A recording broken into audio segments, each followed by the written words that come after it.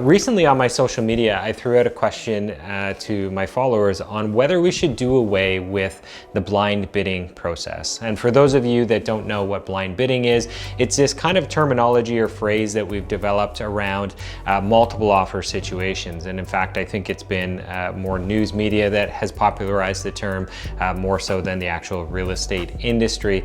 But what it's talking about is if you're a buyer trying to buy a property, a lot of the time, at least in this recent market, you are going to be competing against other buyers that also want to buy that property, and there's multiple offers going in on the property. The reality of that is that you have no idea what the other offers are as it relates to price or terms and conditions, closing date, or any of those details. All you know is that there are other offers. You know the number of other offers, but that is it, and you have to put your best foot forward in order to get that property. And that's what I'm going to cover in today's video, so stay tuned.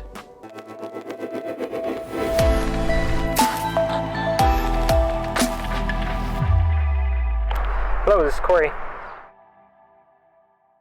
So as I mentioned, I put out a survey to some of my followers, and I don't necessarily have thousands upon thousands of folks that follow me on social media, but I do have enough. And 65% of those that took part in that survey said that we should do away with the blind bidding process.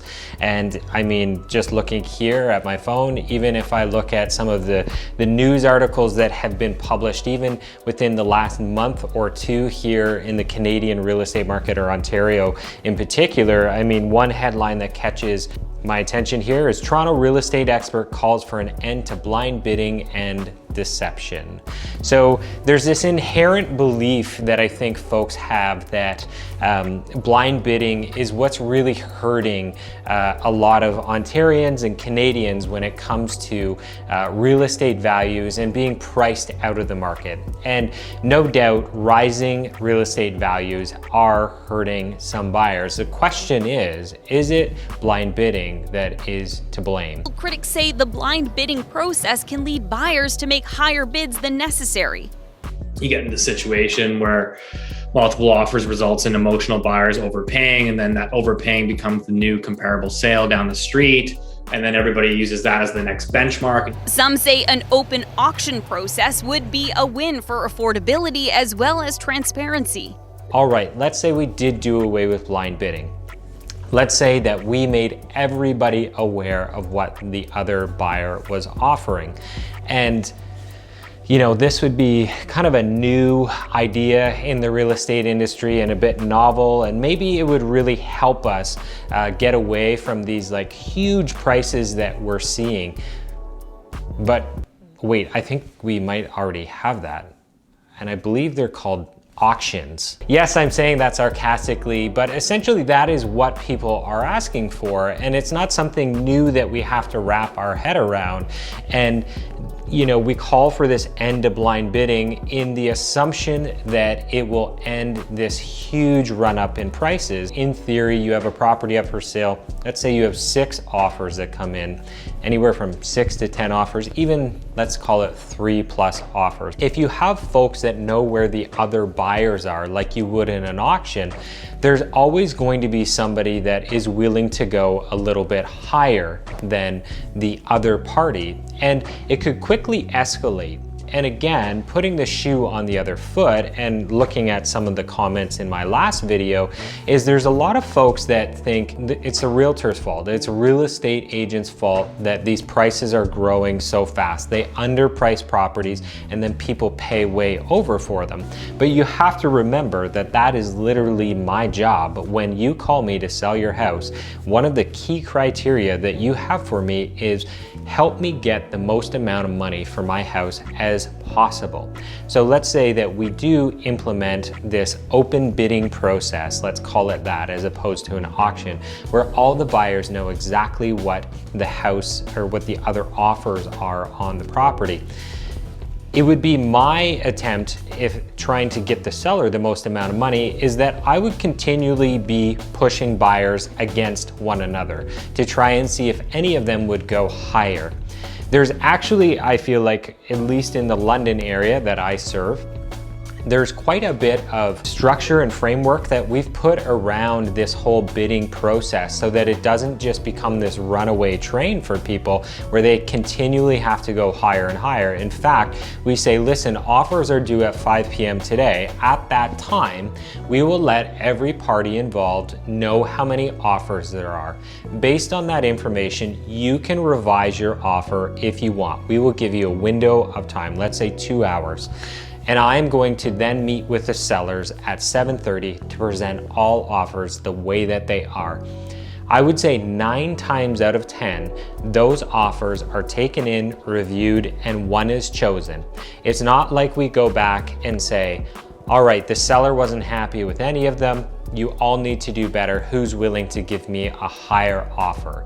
So it's not like there's this process that we continually just push buyers to go higher and higher and higher. In fact, it's like there is a cutoff, and a lot of that is implemented by the realtors, I would say. And that framework is very much laid out by realtors prior to even putting the house on the market. We walk through that process and explain it to sellers.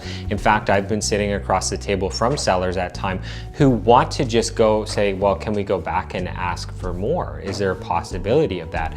And the only time that I really will implement that is if you have 2 offers that are at the top, or let's say even 3 offers that are virtually the same. Then I will go back and I will say to those buyers, listen, there's your offer as well as 2 other offers or 1 offer or whatever it is that are largely indistinguishable to the seller, and it makes it very difficult for them to choose one over the other. Are you willing to improve your offer? I don't tell them if it's based on price. I don't tell them if it's based on closing date or conditions or whatever it is. I just say, listen, you're basically the same as another offer. Will you improve your offer? Sometimes they will, and sometimes they won't. And sometimes the seller ends up with a little bit more money or better conditions, or maybe they're left with the tough choice of choosing one of those 3 offers that works best for them, even though they are virtually the same. So I think there's already a lot of framework there to somewhat protect the process and not let it become this auction mentality that you want. If anything, the sellers, I think, would love an open bidding process where the buyers know exactly what the other offers are. Are there situations where a house may sell for less than if it were a closed bidding process? I think there likely is, but I also think that there is a good chance that houses may actually sell for more in that open bidding process. We will never fully know until we kind of run that experiment. It's all theoretical right now, and I think a lot of it comes from the frustration that buyers are experiencing where they watch these houses go higher and higher and higher. But we do have a framework around it, and I understand that the frustration sometimes it can be pointed at realtors and the process that's implemented there. There is just simply not enough houses on the market right now for the demand that is in the market. And if we want to talk about the demand and where it comes from, then watch my previous video. That will cover a lot of that.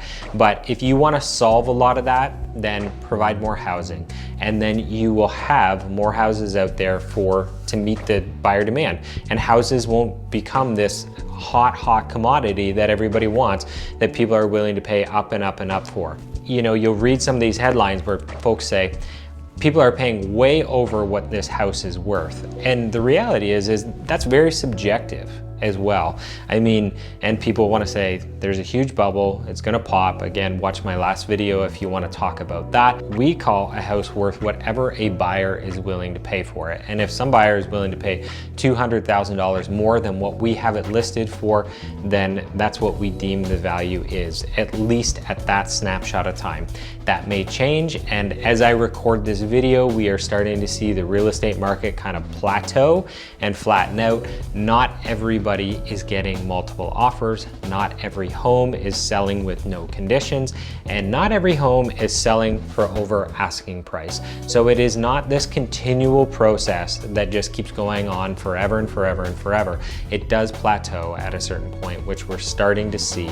However, going back, let's say we have the same market next spring where we're seeing the same thing, I do not think an open bidding process will solve the problem. If you got any sort of value or enjoyment out of this video, then simply leave a like, leave your comment down below. Let me know particularly if you disagree with me, if I've missed anything in my analysis. I really enjoyed engaging with you folks on the comments last time.